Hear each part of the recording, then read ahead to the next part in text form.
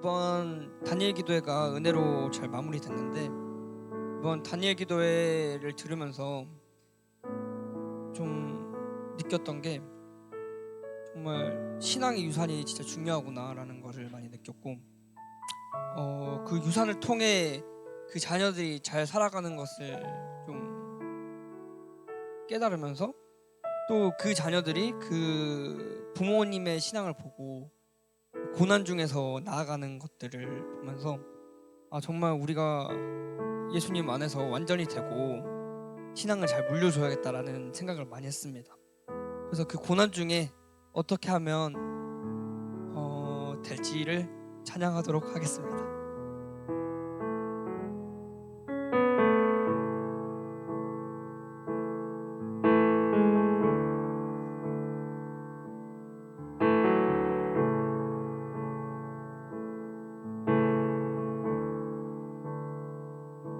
외로울 때 주님의 얼굴 보라, 평화의 주님 바라보아라. 세상에서 시달린 친구들아, 위로의 주님 바라보아라. 괴로울 때 주님의 얼굴 보라, 평화의 주님 바라보아라. 세상에서 시달린 친구들아, 위로의 주님 바라보아라. 눈을 들어 주를 보라. 눈을 들어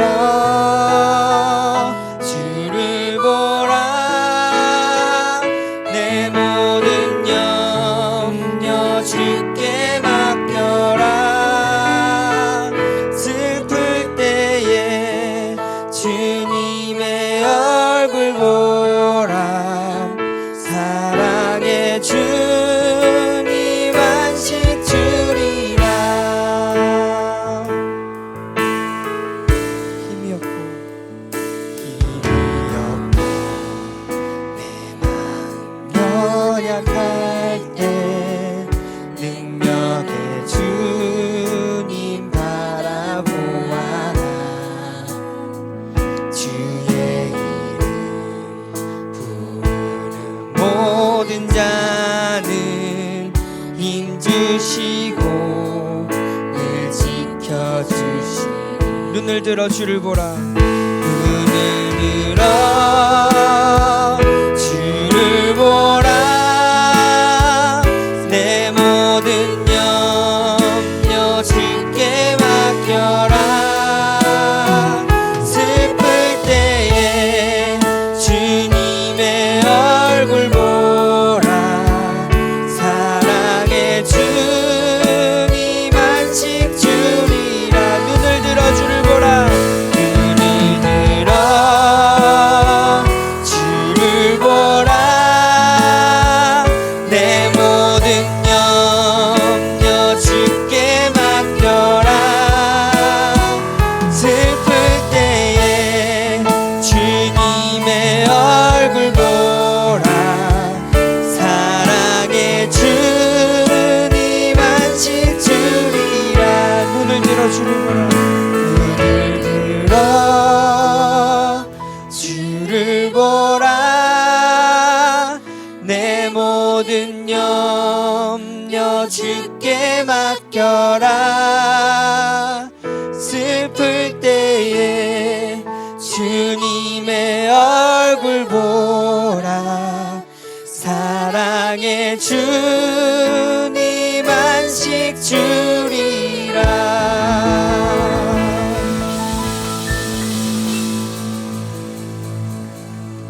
모두 불편하지 않으시면 자리에 일어나서 가서 제사 삼으라 찬양하도록 하겠습니다.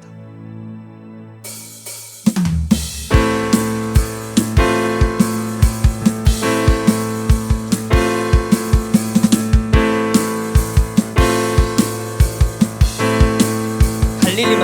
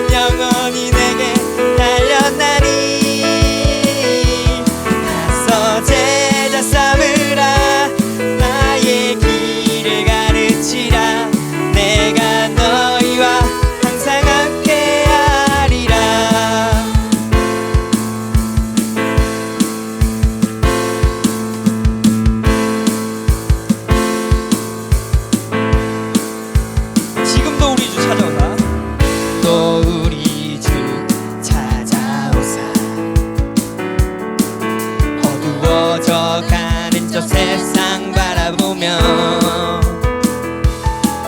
마지막 우리에게 부탁하시기를 너희들은 가라져 세상으로 가서 제자 삼으라 가서 제자 삼으라 세상 많은 사람들을 세상 모든 영혼이 내게 달렸나니 가서 제자 삼으라 나의 길을 가르치라 내가 너희와 항상 함께하리라 가서 제자 삼으라 가서 제자 삼으라 나의 길을 가르치라 영혼이 내게 달렸나니 가서 제자 삼으라 나의 길을 가르치라 내가 너희와 항상 함께하리라 우리 목소리로 가서 제자 삼으라 가서 제자 삼으라 세상 많은 사람들을 세상 모든 영혼이 내게 달렸나니 가서 제자 삼으라 나의 길을 가르치라 내가 너희와 항상 함께하리라 우리 마지막으로 가서 제자 삼으라 가서 제자 삼으라 세상 많은 사람들을 세상 모든 영혼이 내게 달렸나니 가서 제자 삼으라 나의 길을 가르치라 내가 너희와 항상 함께하리라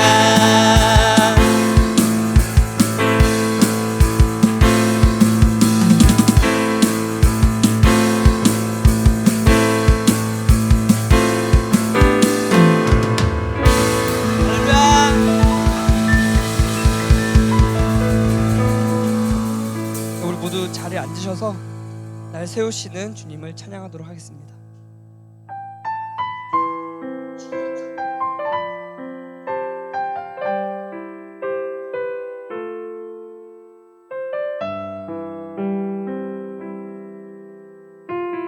내 영혼 지치고 내 영혼 지치고 피곤할 때에 근심 걱정 내 맘 짓누를 때 난 잠잠히 주님을 기다리네 주님 내 곁에 오실 때까지 내 영혼 지치고 내 영혼 지치고 피곤할 때에 근심 걱정 내 맘 짓누를 때 난 잠잠히 주님을 기다리네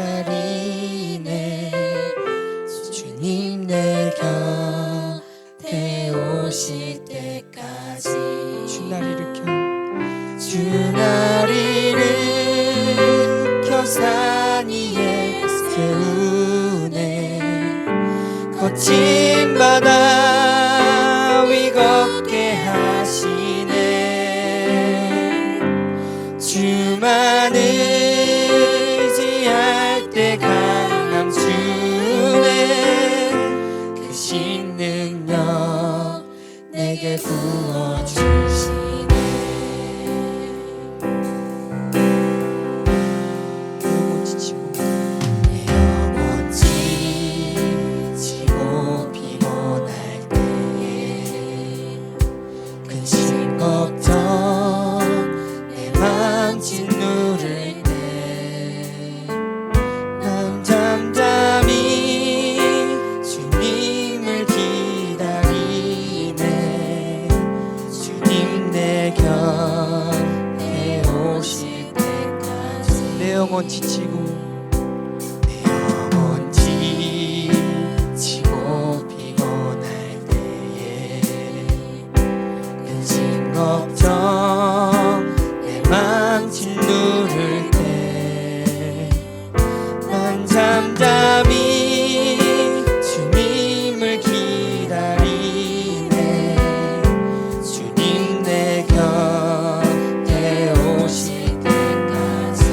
날 일으켜 주 날 일으켜 산 위에 세우네 거친 바다 위 걷게 하시네 주만 의지할 때 강한 주네 크신 능력 내게 부어주시네 주 날 일으켜 주 날 일으켜 산 위에 세우네 거친 바다 위 걷게 하시네 주만 의지할 때 강한 주네 크신 능력 내게 부어주시 주 날 일으켜 산 위에 세우네 거친 바다 위 걷게 하시네 주만 의지할 때 강한 주네 신 능력 내게 부어주시네 내 영혼 지치고 내 영혼 지치고 피곤할 때에 근심 걱정 내 맘 짓누를 때 난 잠잠히 주님을 기다리네 주님 내 곁에 오실 때까지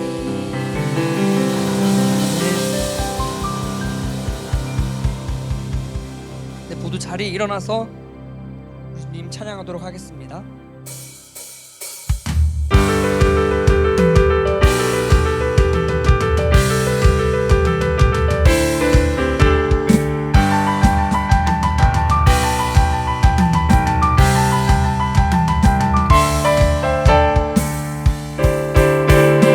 노래로 주님의 성전을 지리 높임을 받으소서 이스라엘의 찬송 증거하신 주님은 거룩하십니다 두 손 들어 주님의 보좌를 만들고 온 마음 다해 경배하리 구름 날개 사이에 임하신 것처럼 내 위에 임하소서 하나님 우리가 이곳에 섰으니 이 땅을 치유하소서 하나님 우리가 어디에 있는지 주를 높이리라 열방들아 주님을 송축할지어다 그 발 아래 입 맞추라 영원한 통치자 주 예수 그리스도 그는 위대하신 왕 영원한 통치자 주 예수 그리스도 그는 위대하신 왕 우리 왕 할렐루야. 우리 박수로 하나님께 영광 돌립니다. 할렐루야. 이제 우리 마음을 모아 하나님 앞에 기도로 나아가겠습니다. 먼저 이곳에 하나님의 영으로 충만케 해주시고 또 내 심령을 하나님의 영으로 충만하게 해 주시옵소서. 둘째로 기도할 것은 우리 힘으로 해결할 수 없는 삶의 고단한 문제들이 있을 것입니다. 여러분들 몸은 여기에 와 있지만 여러분들 마음을 빼앗아서 여러분을 근심하게 하는 그 문제를 이 시간 하나님께 맡기고 여러분들은 하나님께 집중할 수 있기를 바랍니다. 그러면 하나님께서 여러분의 그 고단한 문제들을 해결해 주실 것입니다. 한 가지 더 기도할 것은 지난번에 왔던 우리 VIP들 하나님께서 그들 마음 문을 열어주시고 그들이 지속적으로 교회를 나와서 하나님과 깊은 관계를 맺을 수 있도록 위에서 기도해 주시고, 특별히 오늘 어린이 교회에서 친구들을 초청해서 체육 활동을 하는데 더 많은 친구들이 나와서 함께 활동할 수 있게 해달라고, 이런 제목들 가지고 이 시간 같이 기도하겠습니다. 하나님 아버지, 은혜 감사합니다. 거룩하고 복된 주일을 우리에게 허락해 주셔서 우리로 하여금 하나님의 복을 누릴 수 있도록 인도해 주시니 감사를 드립니다. 오늘도 겸손하게 하나님 앞에 나아갑니다. 하나님, 우리를 불쌍히 여겨주시고 우리에게 은혜를 베풀어 주시옵기를 간절히 바라고 원합니다. 아버지 하나님, 이곳에 하나님의 영으로 충만하게 해주시고 또 우리의 심령을 하나님의 영으로 충만케 해주셔서 우리로 하여금 하나님의 뜻을 알고 그 뜻 가운데 행하도록 주께서 역사하여 주시옵기를 주여 간절히 바라고 원합니다. 아버지, 우리 힘으로 해결할 수 없는 일들이 있음을 고백을 합니다. 하나님, 도와주시옵소서. 우리를 긍휼히 여겨주셔서 우리를 도와주시옵기를 간절히 바라고 원합니다. 우리를 하여금 염려, 근심, 걱정하게 만드는 그 삶의 고단한 문제들을 이 시간 하나님 앞에 올려드리며 우리는 온전히 하나님께만 집중하기를 원합니다. 우리가 하나님께 집중할 때 하나님 우리를 돌아보시고 우리를 생각하여 주셔서 우리의 삶의 고단한 문제들이 해결되어지게 하여 주시옵소서. 아버지 하나님, 이 시간에도 우리가 작정한 VIP들 그들 주님께로 인도하여 주시고 또 그들 마음문을 열어주셔서 아버지 하나님, 그들이 지속적으로 교회에 나와서 하나님과 깊은 관계를 통하여서 하나님의 자녀로 살아갈 수 있도록 하나님의 은혜를 베풀어 주시옵소서. 특별히 오늘 오후에 있을 우리 어린이교회 친구를 초청하여 체육 활동을 하는데 많은 친구들이 나와서 함께 활동할 수 있도록 도와주시고 그들 모두가 우리 포커스교회 성도가 되어서 또 하나님 앞에 영광 돌리게 하여 주시옵기를 주여 간절히 바라고 원합니다. 하나님, 오늘도 우리 마음을 온전히 하나님께 드립니다. 하나님 기쁘게 받아주시고 오늘도 우리에게 하나님께서 예비하신 그 모든 복락을 누리는 복된 시간이 되도록 하나님 인도하여 주시옵소서.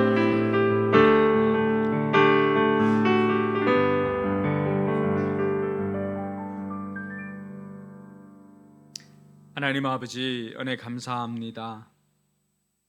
우리의 영혼이 지치고 피곤하고 또 근심 걱정이 우리를 짓누를 때에도 하나님 앞에 나와 하나님을 기다립니다. 하나님, 이 시간에도 우리를 만나 주시옵소서. 그래서 우리로 하여금 새 힘을 얻고 다시 일어설 수 있는 그런 시간이 되도록 주께서 역사하여 주시옵소서. 특별히 우리에게 복 주시기 위해서 이 날을 마련해 주셨사오니 아버지 하나님께서 주시는 그 복락을 누리는 복된 시간 되게 하여 주시옵소서. 근심, 걱정, 염려는 주님께 맡기고 온전히 우리가 하나님께 시선을 고정하며 나아갈 때 하나님 주시는 평안이 우리 심령 가운데 머물게 하여 주시옵소서. 한 주간 세상 살아갈 힘을 얻는 복된 시간 되게 하여 주시고 그래야해서 한 주간 세상을 살아갈 때도 세상 온갖 유혹에서 승리할 수 있는 우리 모두가 되게 하여 주시옵소서. 감사드리며 거룩하신 예수님 이름으로 기도드리옵나이다. 아멘. 이 시간에는 우리의 신앙을 사도신경으로 고백하도록 하겠습니다. 주문이 되지 않도록 여러분 믿음을 고백할 수 있기를 바랍니다. 여러분들은 누구를 믿습니까? 나는 전능하신 아버지 하나님 천지의 창조주를 믿습니다. 여러분들은 누구를 믿습니까? 나는 그의 유일하신 아들 우리 주 예수 그리스도를 믿습니다. 그는 성령으로 잉태되어 동정녀 마리아에게서 나시고 본디오 빌라도에게 고난을 받아 십자가에 못 박혀 죽으시고 장사된 지 사흘 만에 죽은 자 가운데서 다시 살아나셨으며 하늘에 오르시어 전능하신 아버지 하나님 우편에 앉아 계시다가 거기로부터 살아있는 자와 죽은 자를 심판하러 오십니다. 여러분들은 누구를 믿습니까? 나는 성령을 믿으며 거룩한 공교회와 성도의 교제와 죄를 용서받는 것과 몸의 부활과 영생을 믿습니다. 아멘. 자리에 앉아서 찬송가 258장 찬양 드리겠습니다.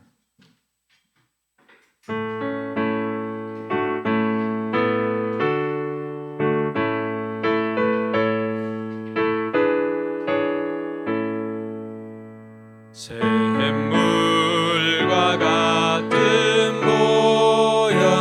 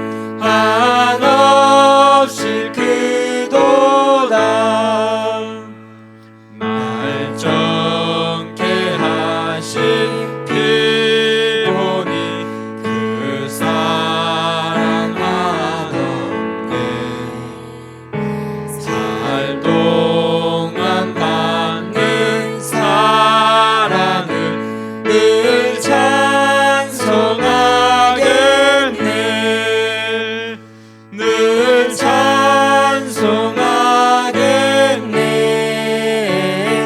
늘 찬송하겠네. 살 동안 받는 사랑을 늘 찬송하겠네.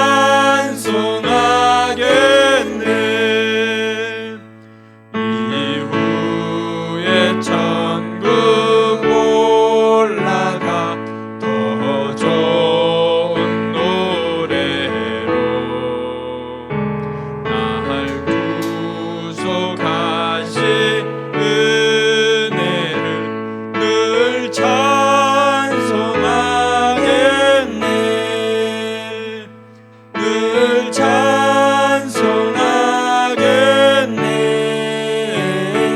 늘 찬송하겠네. 날 구속하신 은혜를 늘 찬송하겠네.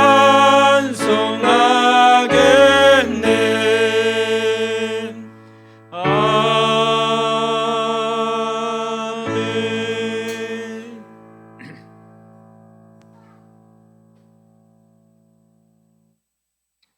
오늘도 새날을 주신 주님을 찬양합니다.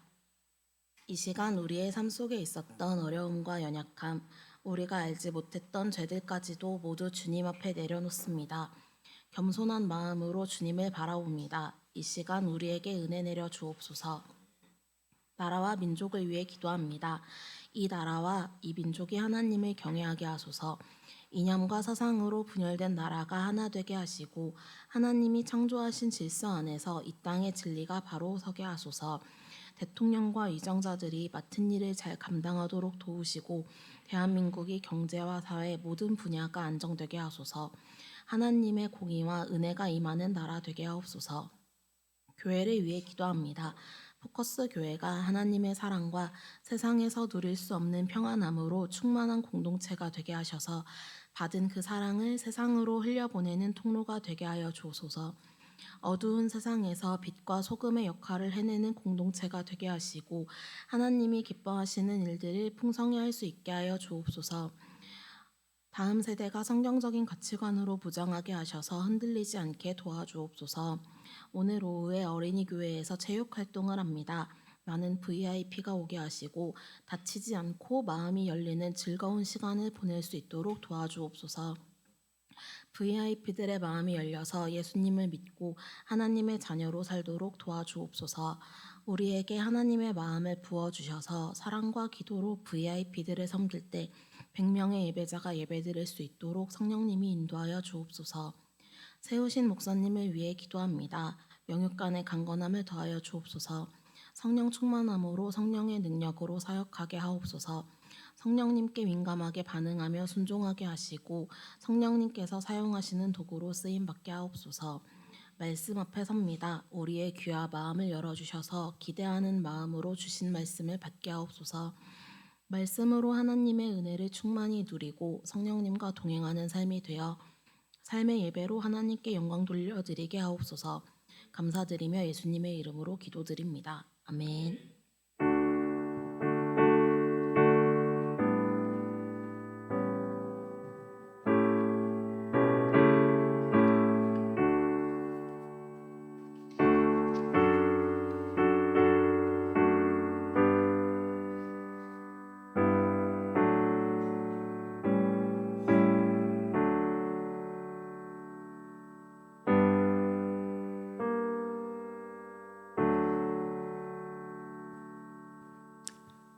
나의 기도하는 것보다 찬양 드리며 준비한 예물 봉헌하도록 하겠습니다.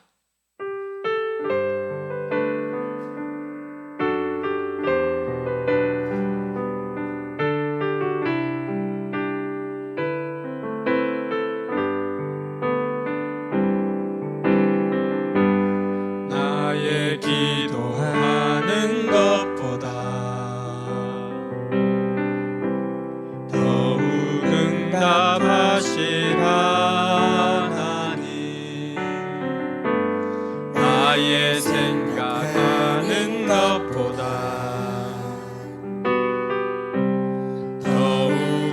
이루시는 하나님, 우리 가운데 역사하신 능력대로 우리들의 간구함을 넘치도록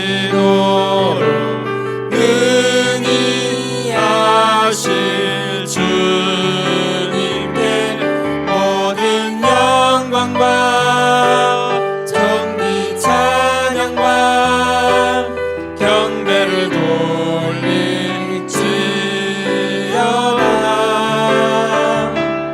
모든 영광과 존귀 찬양과 경배를 돌릴지어다. 우리 한 번 더 찬양합시다. 나의 기도하는 것보다 나의 기도하는 것보다 더욱 응답하실 하나님, 나의 생각하는 것보다 더욱 이루시는 하나님, 우리 가운데 역사하신 능력대로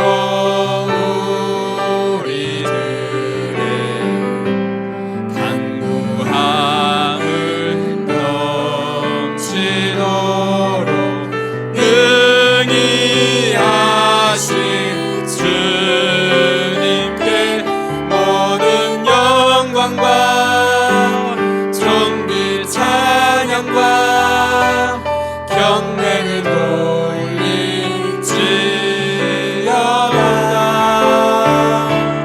모든 영광과 존귀 찬양과 경배를 돌릴지어다.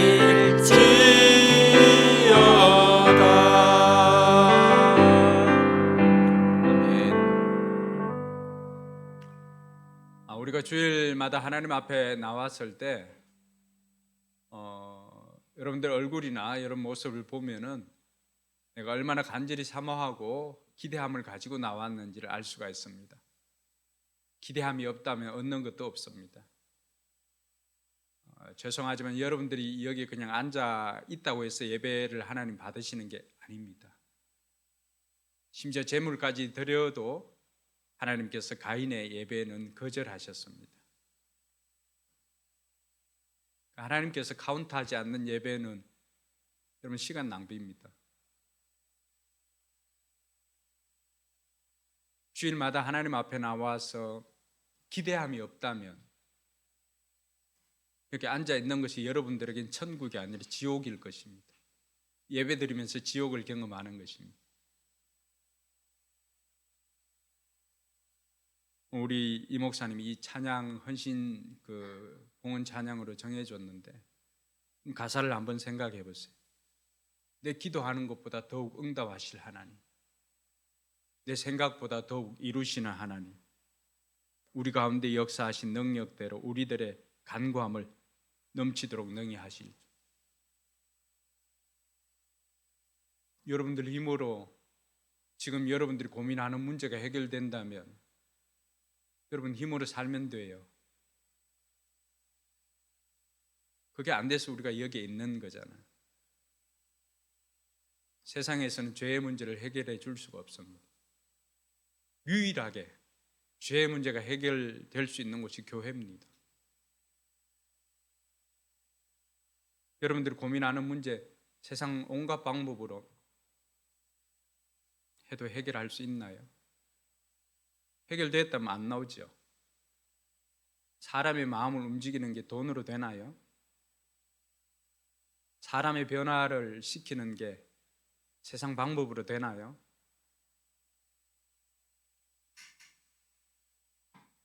우리가 간구함을 넘치도록 능히 하실 주님께 도움을 요청하러 나가는 거예요. 우리 태도를 한번 살펴보세요. 그게 내가 만군의 하나님, 전능하신 하나님, 그분 앞에 도움을 요청하러 나가는 자세로 우리가 예배를 드리고 있는지 우리 자세를 돌아봐야 돼요. 우리가 하나님 앞에 뭐 그리 잘났겠어요? 하나님 후 불어버리면은 생명조차도 날아가 버리는 것이 우리의 인생인데,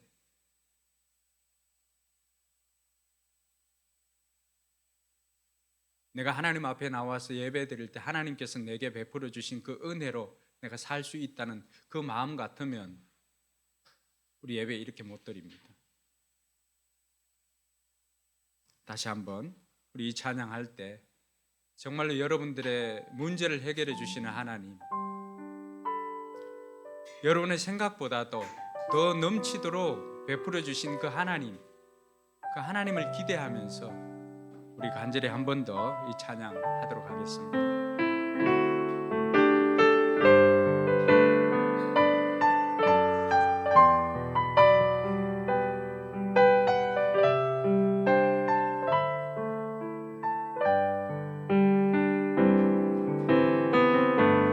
나의 기도하는 것보다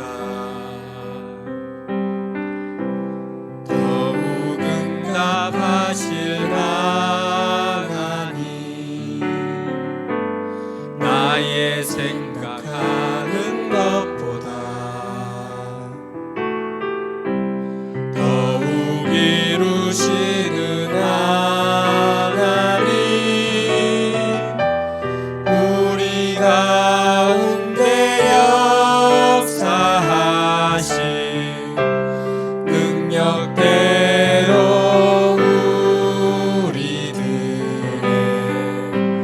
간구함을 넘치도록 능히 하실 주, 우리 손들고 모든 영광과 존귀 찬양과 경배를 돌릴지어다.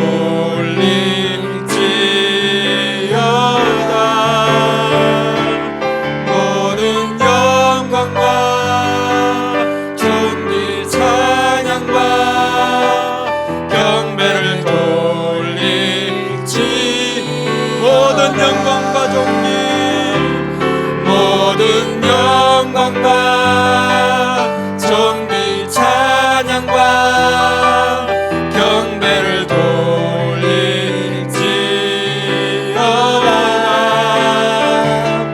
모든 영광과 존귀 찬양과 경배를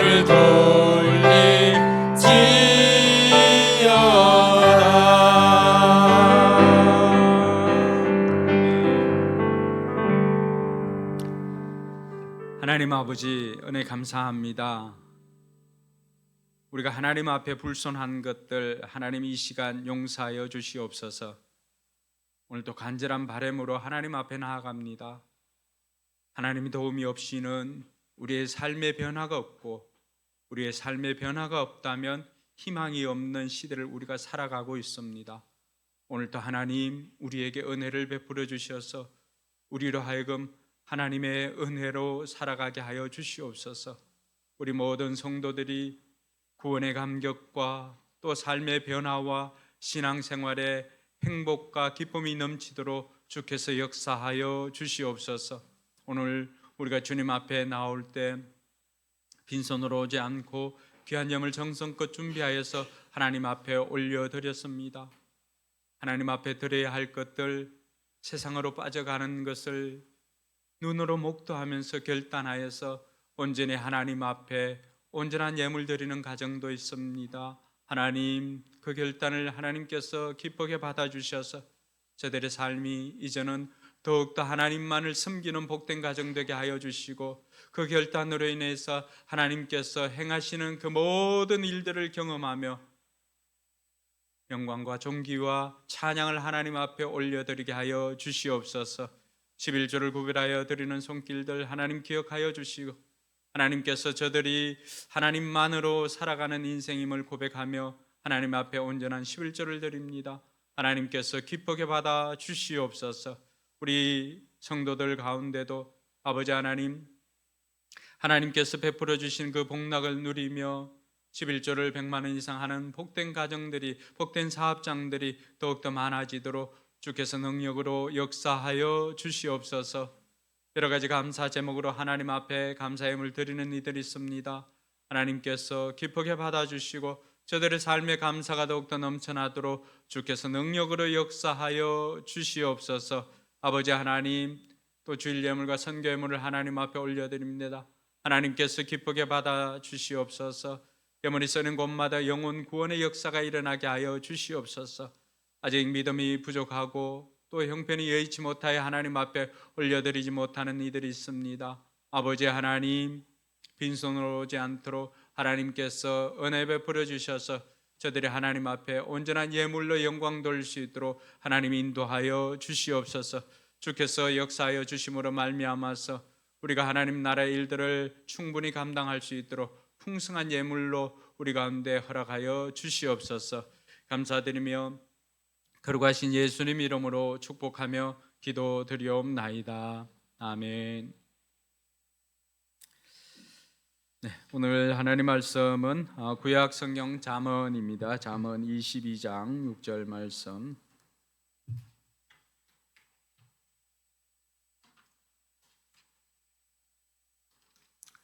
네, 불편하지 않은 분들은 자리에 일어나서 함께 하나님 말씀 받도록 하겠습니다. 오늘 한 절 말씀이니까 우리 두 번 반복해서 읽도록 하겠습니다. 같이 읽습니다.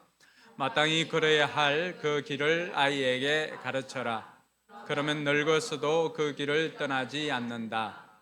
마땅히 걸어야 할 그 길을 아이에게 가르쳐라.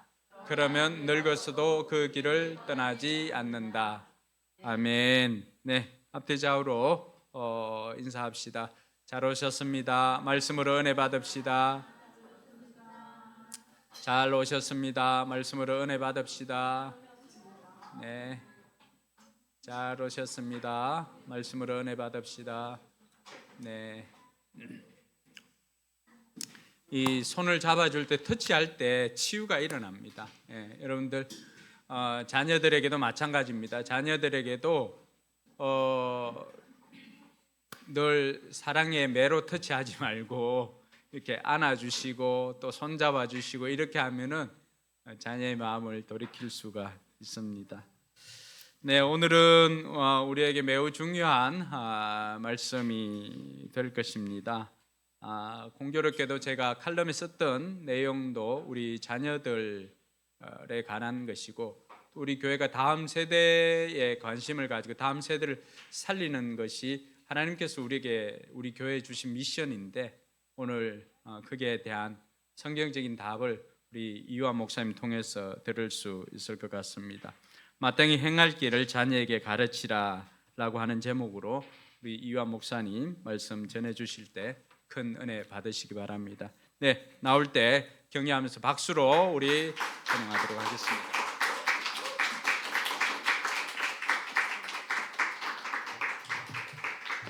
네, 누가 호 했죠? 네, 누가 뭐 시상식 가는 줄 알겠네. 네,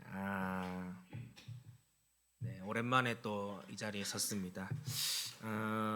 오늘 말씀을 준비하면서는 원래는 이제 설교하는 날은 목사님께서 몇 달 전에 말씀해 주시거든요. 그래서 좀 고민하던 주제가 있었는데 또 뭐 최근에 뭐 여러 가지 또 이야기도 듣고 또 고민하면서 이번에는 좀 주제를 틀어서 우리 자녀들과 부모님들하고 같이 한번 이야기를 나누면 좋겠다라는 생각들이 들었습니다.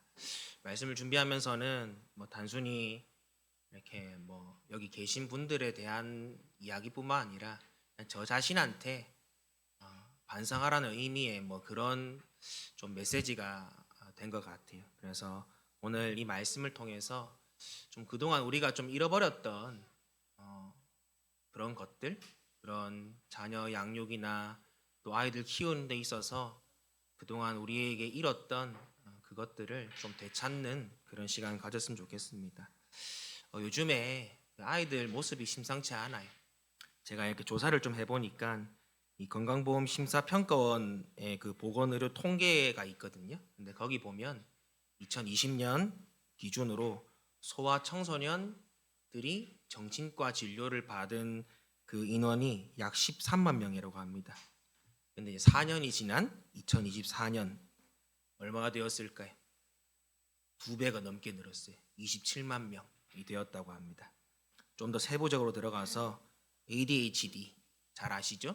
그 진료 인원은 2017년에 5만 명에서 2024년에는 15만 명, 3배 증가했고, 우울증, 소아 청소년 우울증은 2017년에 3만 명에서 2024년에는 8만 8천 명, 2.8배 증가했습니다.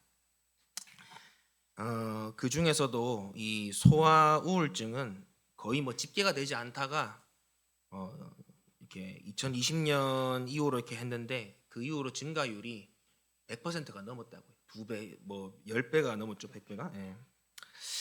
또한 과학기술정보통신부 자료에 의하면 뭐 지난번에 제가 설교할 때도 잠깐 얘기했었는데 스마트폰 과의존 비율 2015년에 33.3%였는데 2023년에는 40.1%, 7% 상승했고 유아 및 아동의 경우는 2016년에는 12.4%에서 2030년 기준으로는 28.9%, 2배 이상 증가했다고 합니다. 그러니까 그만큼 우리 아이들의 정신 건강이 점점 나빠지고 있다는 지표를 보여주고 있다는 것이죠. 그러면 신체 건강은 어떨까요? 신체 건강. 제가 여기는 적지 않았는데 보니까 아침 결식하는 것도 엄청 많이 늘었다고 하더라고요. 옛날에 비해서. 근데 교육부 통계에 보니까 일단 2014년 소아 청소년 비만율이 13.5%. 근데 2023년에는 16.7%. 그렇게 증가했고 또 학생 건강 체력 평가에서 그 저체력 너희들 체력장 알죠? 우리 청소년들 체력장 할 때 그 4에서 5등급이 저체력이에요. 저질 체력. 그 저질 체력 등급이 2015년에는 12%다가 2023년에는 17%로 꾸준하게 증가하고 있다고 나오고 있습니다. 그러니까 점점 신체 활동이 줄어들면서 근력, 근지구력, 심폐지구력 뭐 이런 것들이 다 약화되고 있다는 걸 보여주고 있죠. 학업 성취도는 어떨까요? 제가 이것도 조사를 해봤는데 교육부가 발표한 국가수준 학업 성취도 평가 발표에 의하면 중3 기준으로 국영수는 최상위권 비율이 10년 새에 한 1% 정도 이렇게 소폭 증가했는데 최하위권은 어떻게 됐냐? 국어는 4.3배, 수학은 3.4배, 영어는 2.8배로 대폭 증가했다고 나와 있어요. 이게 뭔 말이냐? 잘할 놈은 잘하고 못한 놈은 더 못하는 양극화가 더 심해졌다는 걸 보여주고 있다는 거예요. 우리 친구들 잘 그런 거 느끼고 있죠, 학교에서. 잘하는 놈만 잘하고 못하는 놈은 못하고. 그러면 사회성은 어떨까요? 사회성. 제가 그 김경일 교수님인가? 그 아주대 심리학과 교수님 강의를 듣다가 그런 얘기를 하더라고요. 자기 친구한테 이야기를 들었는데 그 친구분 회사에 전화가 왔대요. 전화가 왔는데 하는 말이 뭐냐? 우리 애가 아파가지고 오늘 결근하겠다고 엄마가 전화 온 거예요. 엄마가 회사에 결근한다고. 그리고 대학교에도 그렇게 전화가 온대. 애가 이렇게 해서 결석해요. 뭐 이렇게 해서 과제를 못 해요. 이렇게 해서 뭐 시험을 못 쳐요. 뭐 이런 것들이 본인이 아니라 부모가 그 일을 대신해 주는 그런 일들이 요즘 많이 일어난다고 합니다. 그 외에도 요즘 이렇게 친구들을 보면 책임은 안 줘. 책임은 지지 않는데 권리는 엄청 따져요. 주장하고. 뭐 이런 모습이라든지. 또 표현의 자유라는 이름으로 그게 내 생각인데 왜 마음대로 말 못해요라고 말하는데 사실은 그 뒤에는 아주 상대방에 대한 배려가 없이 무리하게 말할 때가 있다는 거죠. 이런 모습들을 볼 때 뭐 소위 옛날 어르신들 말하던 이 말세다 말세라는 말이 절로 나오는 것 같습니다. 요즘 우리 다음 세대는 왜 이렇게 많이 무너졌을까요? 저 어릴 때도 말세라 했거든요. 여러분 어릴 때도 그렇죠. 요즘 애들은 왜 그래요? 근데 더 점점 나빠지는 것 같아요. 왜 이렇게 요즘 아이들 가운데 생기는 정신적, 신체적, 학업적, 사회적인 이런 문제의 원인이 어디 있을까요? 뭐 여러 가지가 있겠죠. 근데 오늘 뭐 우리 칼럼에도 목사님 써놓으셨지만 여러분들 이 책 무조건 사서 꼭 읽어 보시길 바랍니다. 예. 제가 오늘 설교에는 여기 나오는 내용들이 상당히 많이 들어 있거든요. 그만큼 좀 저도 그 최근에 읽었던 이 부모 교육이나 뭐 자녀 양육 관련한 책 중에는 지난번 읽었던 불안 세대 다음으로 되게 좀 많이 와닿았던 그런 책인데, 여기 보면 이 저자가 가정의학자이기도 하고 그 의사거든요. 그리고 심리학자. 그러니까 학위가 두 개가 있어요. 생물학 학사랑 또 이거 심리학 박사 학위. 그러니까 엄청 공부를 잘하는 사람이죠. 그리고 25년간 한 9만 번 정도 환자들을 진료를 했다고 해요. 근데 이분에 의하면 미국에도 정신과에 찾아오는 소아청소년들이 그렇게 많다고 합니다. 그래서 이제 그런 것들을 쭉 오랜 진료 기간 동안 살피면서 자기가 결론 내린 게 뭐냐, 왜 이렇게 많은 아이들이 이 마음에 문제가 있어서 병원에 올까라고 했을 때, 이분이 25년 동안 진료하면서 자기가 임상 실험을 거치고 여러 가지 경험들을 하고 이론들을 연구해 보니까 결론은 뭐냐, 집에서 해결해야 될 문제를 가지고 어디로 가져오냐고요? 병원으로 가지고 온다는 거예요. 집에서 해결될 문제를 집에서 안 된다 생각하고 병원으로 가져와서 쉽게 약을 처방하고, 그렇게 해서 약 먹고 나면 애들이 괜찮아지죠. 약 효과가 있으니까. 근데 문제는 어린애들이 먹으니까 부작용이 너무 심한 거예요. 그럴 위험이 있다는 거예요. 그래서 권위와 책임이 아이 부모가 아닌 의사에게로 떠넘겨지니까 이게 더 큰 문제를 불러오게 된다는 걸 알게 된 거예요. 그래서 오늘 칼럼에도 나와 있지만 결국 요즘 아이들 가운데 생기는 문제의 근본적인 원인을 이 저자는 부모의 권위 상실이라고 주장하고 있다는 것입니다. 여기 책에도 보면 제가 되게 인상 깊게 읽었던 대목이 있는데, 이분이 이제 문화를 배운다는 것에 대해서 이야기를 하면서 그 로버트 펄검이라는 목사님이 썼던 그 책을 얘기했어요. 내가 정말 알아야 될 모든 것은 유치원에서 배웠다. 어떤 내용인지 제가 읽어드리겠습니다. 유치원에서 뭘 배웠냐, 이분이 30년 전에. 모든 것을 공유하라. 정당하게 승부하라. 사람들을 때리지 말라. 물건을 사용하고 나면 다시 제자리에 갖다 놓으라. 자기가 어지른 것은 자기가 치우라. 자기 것이 아닌 물건은 가져가지 말라. 누군가 아프게 했다면 미안하다고 말하라. 음식 먹기 전에 손부터 씻으라. 화장실 물 잘 내려라. 균형 잡힌 생활하라. 매일 조금 배우고 조금 생각하고 조금 그림을 그리라. 매일 조금씩 노래하고 춤추고 놀고 공부하라. 밖에 나가면 차 조심하고 친구와 손을 잡고 무리해서 떨어지지 마라. 여기까지 나오거든요. 이걸 과거 시대에는 당연하게 배운 걸 가지고 어른들도 가르쳐주고 부모들도 가르치고 당연하게 하는 시대에 살았는데, 시간이 지나면서 점점 부모가 해야 될 이런 기본적인 것들을 가르치지 못하고 오히려 지나치게 존중하고 배려하면서 아이들이 배워야 될 걸 그때 못 배우니까 나중에 와서 문제가 생긴다는 것입니다. 물론 이 권위의 상실이라는 게 모든 애들의 문제의 전부는 아니에요. 그건 인정할게요. 왜냐하면 시대나 문화나 유행이나 사회적 그런 시선에 대한 큰 문제도 있잖아요. 우리가 어떻게 할 수 없는. 하지만 권위의 회복은 중요한 건 뭐냐? 우리가 노력하면 바꿀 수 있다는 거야. 다른 거는 다 통제를 못해요. 스마트폰 이거 어떻게 우리가 생겼는데 이미 하나의 문화로 자리 잡았는데 이거는 우리가 할 수 없는 거. 그리고 여러 가지 사회적인 것들 우리가 다 할 수 없는 통제 불가능한 영역이 있지만 우리가 할 수 있는 것 한 가지, 바로 권위의 회복. 이거 한 가지만큼은 우리가 노력하면 바꿀 수 있는 통제 가능한 영역이기 때문에 오늘 여러분들과 이 이야기를 좀 나누고 싶어요. 그래서 오늘 우리가 읽었던 잠언 22장 6절 말씀이 그 방법을 우리에게 가르쳐 주고 있는 것이죠. 우리 한 번 더 읽어볼까요? 잠언 22장 6절 말씀 시작. 마땅히 걸어야 할 그 길을 아이에게 가르쳐라. 그러면 늙어서도 그 길을 떠나지 않는다. 아멘. 부모가 부모로서의 권위를 가지고 자녀들을 책임감 있게 양육하면 여기 성경 말씀 보니까 그 자녀들이 늙어서도 부모에게 배운 그것들을 잊지 않고 끝까지 지킨다고 약속하고 있다는 것입니다.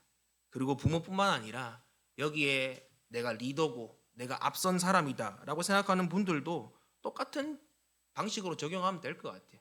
내가 권위를 가지고 나를 따르는 사람들에게 책임감 있게 때로는 듣기 싫어도 사랑으로 해야 될 일들을 가르칠 때 그 팀원들이 그전에는 그저 나를 따르기만 하는 팔로워였지만 마치 예수님을 진짜 만나기 전 제자나 무리처럼, 하지만 그렇게 해야 할 일들을 가르칠 때 그 사람들이 후에는 여러분들처럼 누군가를 이끌어 줄 수 있는 리더의 자리까지, 우리식으로 말하면 목자, 목녀의 자리까지 성장할 수 있다는 걸 우리가 믿고 이 말씀을 한번 살펴보면 좋을 것 같습니다. 그러면 그래, 권위의 상실이 문제구나, 그렇게 생각할 수 있는데 또 그 다음 생각해 볼 게 있죠. 그럼 도대체 권위가 뭐냐? 여러분들 권위라고 하면 떠오르는 뭐 이미지 같은 거 있으세요? 저는 바로 떠오르진 않더라고요. 그리고 이제 그 다음 생각하다 떠오른 거는 약간 좀 부정적인 거, 뭔가 좀 억압하거나 뭔가 좀 이렇게 강제적으로 하거나 뭐 이런 느낌이 들더라고요. 그래서 제가 이제 궁금해서 이 권위란 말을 사전에서 찾아보았습니다. 제가 찾아보니까 두 가지 의미가 있거든요. 첫 번째는 뭐냐? 남을 지휘하거나 통솔하여 따르게 하는 힘, 이게 첫 번째. 두 번째는 일정한 분야에서 사회적으로 인정받고 영향력을 끼칠 수 있는 위신. 그래서 이제 강제적으로 뭔가를 하게 하는 힘과 또 그거를 말할 수 있는 영향력을 가진 이 두 가지 의미가 권위라는 말에 포함되어 있다는 것입니다. 우리 청소년분 남자친구들 내가 물어볼게요. 그 세계 최고의 축구팀 하나를 뽑으라면 어디 뽑을래? 박정훈 어디? 세계에서 제일 축구 잘하는 팀 딱 한 개 뽑으라면 어디 뽑을 거야? 제일 축구 잘하는 팀. 수환이는? 태연이는? 다 똑같은 얘기하죠. 최고라는 겁니다. 챔피언스리그 15회 우승, 최다 우승. 그러니까 이 팀은 유럽의 왕이라고 불린 팀이거든요. 그러니까 거기에 오는 팀이 거기에 오는 선수들이 얼마나 대단하냐면, 그러니까 아무리 유명한 팀에 있어도 레알이 부른다. 그러면 바로 그냥 계약서 찍고 갈 정도로 엄청 대단한 팀입니다. 우리 그 박지성 선수 뛰었던 맨체스터 유나이티드 있죠. 이거 되게 유명한 팀이잖아요. 근데 여기에 있던 에이스, 옛날 에이스 베컴, 호날두 이름 다 들어보셨죠? 이 사람들이 레알이 부르니까 맨유를 버리고 레알로 다 갔어요, 전부 다. 그 정도로 이 팀이 대단한 팀이에요. 그러니까 거기 있는 선수들이 얼마나 자존심이 세고 에고가 세겠어요. 근데 그런 팀원들을 데리고 3연속 챔피언스리그 우승을 한 감독이 있어요. 그 사람 이름은 지네진 지단이라는 감독입니다. 사람들이 이 지단 감독 말하면 그냥 껌뻑 죽는 거예요. 이유가 뭐냐니까, 첫 번째, 선수 시절에도 이 사람을 뛰어넘는 선수가 없다, 그 팀 안에. 두 번째, 그리고 선수들이 막 그 인터뷰하다가 기자들이 막 물어봐요. 거기 훈련 중에 누가 제일 축구 잘해요 물어본단 말이에요. 그러면 보통 뭐 누구 선수요 말할 건데, 그 당시 감독으로 있었을 때 그 선수들은 항상 똑같이 말하는 게 뭐냐면 우리 감독님이 제일 공 잘 차요. 그렇게 말할 정도로 실력이 있고 능력이 있다는 거예요. 근데 게다가 감독으로서 그런 결과까지 내니까 이 지단 감독 밑에서 선수들이 분말 없이 다 따른다는 거예요. 그 감독이 시킬 때 때로는 귀찮은 거 시킬 때 있겠죠. 그리고 축구 선수들 규율 진짜 세거든요. 뭐 지각하면 벌금을 한 1,000만 원 단위로 때려요. 외국 그 선수, 왜냐면 주급이 억 단위니까. 우리 손흥민도 한 3억 받았다고 제가 알고 있거든요. 그 토트넘에 있을 때. 근데 그 팀은 더 큰 팀이니까 엄청 많이 받겠죠, 연봉을. 근데 그런 팀에서도 이 감독 밑에 있으니까 그 대단한 스타 플레이어들도 이 감독 말에 그냥 끔뻑 죽고 다 순종하게 될 수밖에 없는 것입니다. 권위가 이런 거라는 거예요. 비록 강대성을 가지지만 그 강대성을 발휘하는 사람이 능력이나 위치나 인격을 그 사람들한테 인정을 받아가지고 따르는 것, 바로 그것이 권위의 의미라는 것이죠. 그냥 마음대로 하라 이게 아니라 따를 만한 합당한 이유가 있는 사람을 따르는 것, 그것이 권위라는 것입니다. 그러면 성경에서 말하는 권위는 무엇일까요? 그 권위의 근원은 창세기 1장 26절에서 28절에 나오는데 우리 한번 읽어보면 좋을 것 같습니다. 창세기 1장 26절에서 28절 시작. 하나님이 말씀하시기를 우리가 우리의 형상을 따라서 우리의 모양대로 사람을 만들자. 그리고 그가 바다의 고기와 공중의 새와 땅 위에 사는 온갖 들짐승과 땅 위를 기어다니는 모든 길짐승을 다스리게 하자 하시고 하나님이 당신의 형상대로 사람을 창조하셨으니 곧 하나님의 형상대로 사람을 창조하셨다. 하나님이 그들을 남자와 여자로 창조하셨다. 하나님이 그들에게 복을 베푸셨다.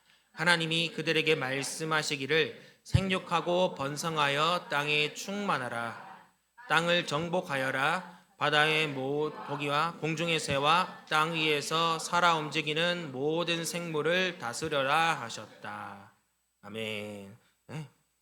오늘 이 말씀을 통해서 하나님께서는 하나님의 형상, 즉 하나님은 닮을 모습으로 우리 인간을 창조하셨다고 말씀하고 있습니다. 그리고 그들에게 복을 주시면서 하나님께서 창조하신 이 세상을 잘 다스리라고 우리 인간에게, 우리 사람에게 권세, 권위를 주셨다고 말씀하고 있어요. 그래서 결국 이 말씀을 통해서 성경에서 말하는 권위가 무엇인가라고 했을 때 첫 번째는 하나님과 바른 관계 속에서, 두 번째 바로 그 관계 속에서 하나님의 뜻을 하나님의 방법으로 이 땅에 행사하는 것, 올바르게 행사하는 것, 바로 그것이 성경이 말하는 그 권위라고 말할 수 있는 것입니다. 이거를 우리 자녀 양육에 대입해 보면 이렇게 말할 수도 있겠죠. 첫 번째는 하나님께서 우리에게 맡기신 자녀들을 하나님의 사람으로 기르기 위해 내가 먼저 본을 보이는 거예요, 삶에서. 두 번째는 하나님의 사랑의 마음을 가지고 때로는 우리 아이들이 듣기 싫은 소리라도 언제든지 할 수 있도록 바른 길을 가도록 지도하는 것이 바로 자녀들에게 올바른 권위를 행사하는 것이라고 할 수 있는 것입니다. 그러면 도대체 우리 안에 어떻게 하면 이런 권위들이 생길 수 있을까요? 권위가 생겨라 하고 생기는 게 아니잖아요. 내가 권위 있게 행동한다고 생기는 게 아니잖아요. 빌립보서 2장 5절에서 11절 말씀은 이렇게 기록하고 있어요. 제가 읽어드리겠습니다.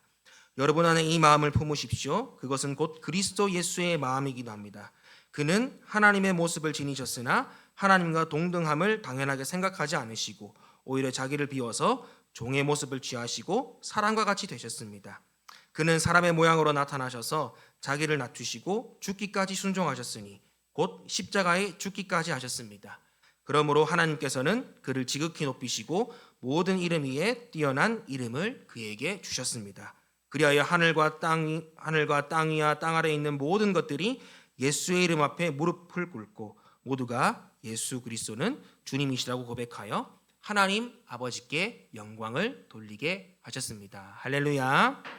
즉 권위와 능력은 내 안에 예수님의 마음을 품을 때 생긴다는 것이죠. 다르게 말하면 오늘 예수님이 우리를 위해서 희생하고 섬긴 그 모습과 같이 우리 또한 우리의 자녀들을 위해서 사랑하고 희생하는 그 자세와 태도로 나아갈 때 바로 그것이 우리가 그들에게 권위를 행사할 수 있는 그 권위의 근원이라는 걸 우리가 기억해야 할 것입니다. 그렇다면 오늘 하나님께서는 그 사랑과 희생을 쏟을, 우리 자녀들에게 사랑과 희생의 마음을 쏟을 그 책임과 그 권위를 누구에게 먼저 주셨을까요? 시편 127편 3절 말씀 우리 같이 한번 읽도록 하겠습니다. 시편 127편 3절 있나요? 네, 시작. 자식은 주님께서 주신 선물이요 태안에 들어있는 열매는 주님이 주신 상급이다. 아멘. 네. 오늘 이 말씀을 통해서 하나님께서 자녀에게 주신 선물, 우리 개역 개정에는 기업이라 말하거든요. 기업. 이 기업이 바로 자녀라고 말했습니다. 오늘 하나님이 부모님들에게 잘 성장시켜 보라고 맡겨주신 기업이 누구라고요? 바로 자녀라는 것이죠. 자녀. 우리 자녀가 기업이면 우리는 주주되고 회장 되신 하나님의 지시를 받아가지고 회사인 우리 자녀를 잘 살리라고 또 잘 성장시키라고 보내주신 우리는 CEO라고 할 수 있는 거예요. 우리 부모님들이. 다음으로 출애굽기 20장 12절 말씀 이렇게 나오죠. 우리 잘 아는 말씀입니다. 너희는 다시 해볼까요? 시작. 너희는 부모를 공경하여라. 그래야 너희는 주 너희 하나님이 너희에게 준 땅에서 오래도록 살 것이다. 예. 하나님이 우리 자녀들을 잘 다스리라고 기업으로 주셨던 것과 더불어서 오늘 하나님께서는 우리 자녀들에게 너희들 엄마 아빠 말 잘 들으면 장수하는 복 줄게, 이 땅에서 잘 되는 복 줄게라고 약속까지 하면서 부모의 권위를 인정하고 공경하라고 하나님이 직접 명령하셨어요. 즉 하나님께서는 우리가 부모라는 것 자체만으로도 마치 우리 자녀라는 것 자체만으로도 사랑받기 합당한 존재인 것처럼 반대로 우리는 부모인 것 자체만으로도 마땅히 공경받고 존경받아 마땅한 권위 있는 존재로 누가 세워주셨다고요? 하나님이 우리를 세워주셨다는 걸 믿으시길 바랍니다. 할렐루야. 네, 우리가 이 사실을 기억해야 돼요. 하나님, 우리 자녀가 하나님께서 우리에게 맡겨주시고 잘 경영하라고 주신 기업이구나. 그리고 그 기업을 잘 다스릴 수 있도록 우리 자녀들은 우리 부모들에게 공경할 권위를 우리에게 주셨구나라는 것들을 먼저 기억해야 할 것입니다. 이것이 애들한테 싫은 소리 편하게 할 수 있는 우리 권리라는 거예요. 권리. 하나님께서 주신 합당한 권리. 근데 항상 권리나 권위에는 책임이 따르죠. 신명기 6장 6절에서 9절 말씀은 이렇게 말씀하고 있습니다. 내가 오늘 당신에게 명하는 이 말씀을 마음에 새기고 자녀에게 부지런히 가르치며 집에 앉았을 때나 길을 갈 때나 누워있을 때나 일어나 있을 때나 언제든지 가르치십시오. 또 당신들은 그것을 손에 메어 표에 삼고 이마에 붙여 기호로 삼으십시오. 집 문설주와 대문에도 써서 붙이십시오. 오늘 이 앞에 뭐라고 말씀했어요? 들으라 이스라엘 하면서 너희는 오직 주 여호와 하나님만을 사랑하라고 말하면서 그 말씀을 누구에게 먼저 가르치라고 했습니까? 자녀에게. 누가? 부모가. 그냥 가르치는 정도가 아니라 절대 까먹지 않도록 부지런히 언제든지 가르치라고 말하고 있어요. 그리고 완전 달달 외우고 그냥 머리에 새기도록, 가슴에 새기도록, 손에도 이마에도 집안 곳곳에도 그 말씀을 붙여놓으라고 말씀하고 있습니다. 이 말씀을 통해서 우리가 알 수 있는 게 뭘까요? 자녀 양육에 있어서 하나님께 주신 권위와 더불어서 가장 많이 책임을 가지고 우리가 아이들을 키워야 될 사람, 바로 그 사람은 다른 사람이 아니에요. 누굽니까? 그 자녀의 부모된 우리라는 거예요. 우리. 하나님이 그것을 우리에게 가르쳐 주라고 있는 것입니다. 그래서 종교개혁을 일으킨 루터는 이렇게 말해요. 가정을 작은 교회라고 불렀어요. 그리고 신학자 칼빈은 부모를 자녀 교육에 있어서 하나님의 대리자라고 말씀해주고 있습니다. 창세기 17장 7절에는 이렇게 말씀하고 있습니다. 한번 같이 읽어보겠습니다. 시작. 내가 너와 세우는 언약은 나와 너 사이에 맺는 것일 뿐 아니라 너의 뒤에 오는 너의 자손과도 대대로 세우는 영원한 언약이다. 이 언약을 따라서 나는 너의 하나님이 될 뿐만 아니라 뒤에 오는 너의 자손의 하나님도 될 것이다. 아멘. 제가 이제 논문들을 쭉 살펴보다가 이 내용을 가지고 그 안양대 예전 그 학장도 하신 신영광 교수님 글을 봤어요. 근데 거기서 이 구절을 가지고 뭐라고 얘기하냐? 한번 잘 들어보세요.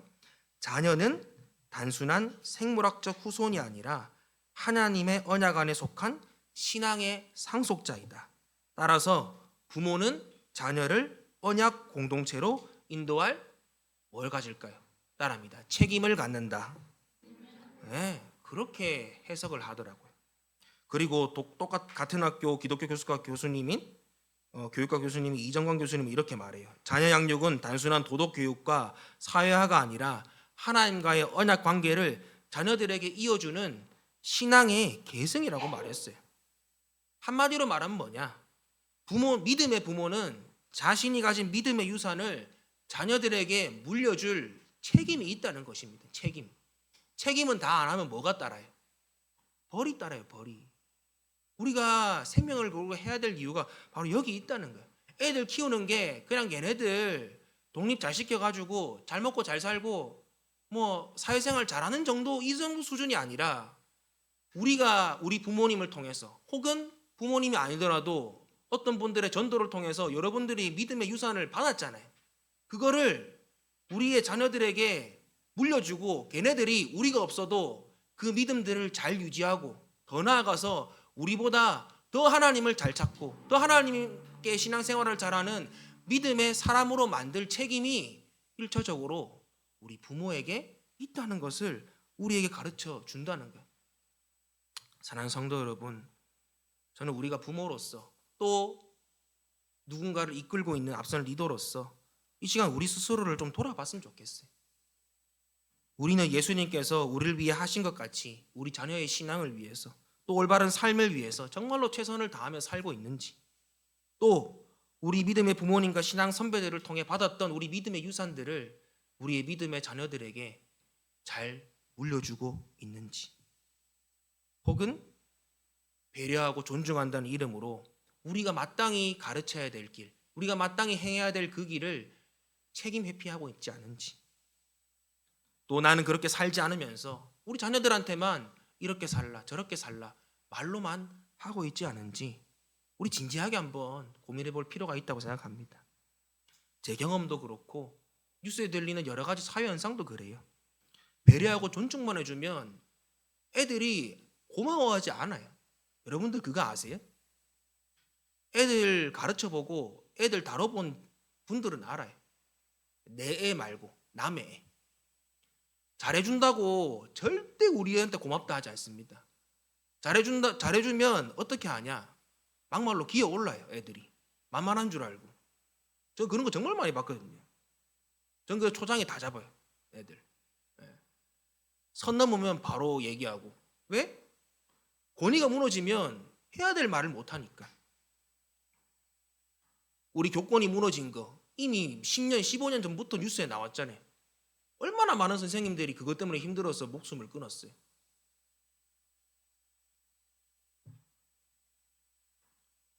또 제 개인적으로도 제가 느끼는 건, 제가 우리 담임 목사님, 우리 사모님 말씀 순종하고 또 이해가 다 안 돼도 순종하려고 노력하거든요. 다 이해돼서 하는 거 아니에요. 근데 왜 내가 할까 생각해 보니까 먼저는 두 분이 저를 진짜 아껴주신다는 게 느껴져요. 근데 두 번째 이유가 더 커요. 저는 목사님 사모님 집에서 5년을 살았거든요. 결혼 전까지.